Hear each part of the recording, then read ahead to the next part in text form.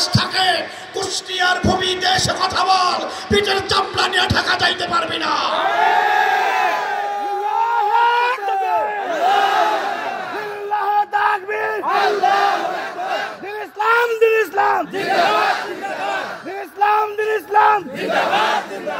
আল্লাহ তুমি কবুল করো, আরো জোরে বলেন আমিন।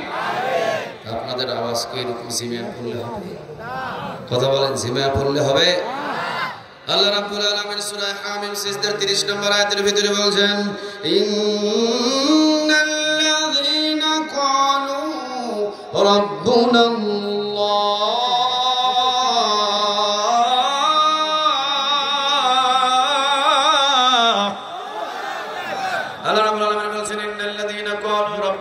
নিশ্চয়ই যারা আমি আল্লাহ রাব্বুল আলামিনকে রব হিসেবে মেনে নেয়। আমাদের রবের নাম কি?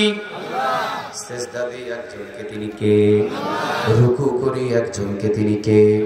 জীবনের সব চাহিদাগুলো একজন মালিকের কাছ থেকে আমরা চেয়ে নিই, তিনি কে? আল্লাহ রাব্বুল আলামিন বলছেন, ইন্নাল্লাযীনা ক্বালু রাব্বুনাল্লাহ, নিশ্চয়ই যারা আমি আল্লাহ রাব্বুল আলামিনকে রব হিসেবে মেনে নেয়। আমরা কাকে রব হিসেবে মেনে নিয়েছি? আগামীকাল যদি সকাল 10টা বাজে দাজ্জাল আসে, দাজ্জাল হবে বেটে, লম্বা চড়া হবে, একটু বেটে সাইজ, বাম চোখ থাকবে তার কানা, কপালের ভিতরে 3টা হরফ লেখা থাকবে, এক হলো কাফ, আরেকটা হলো ফা, আরেকটা হলো র। কাফ ফা র মিলে কি হয়? আরেকটা জুড়ে বলেন কি হয়?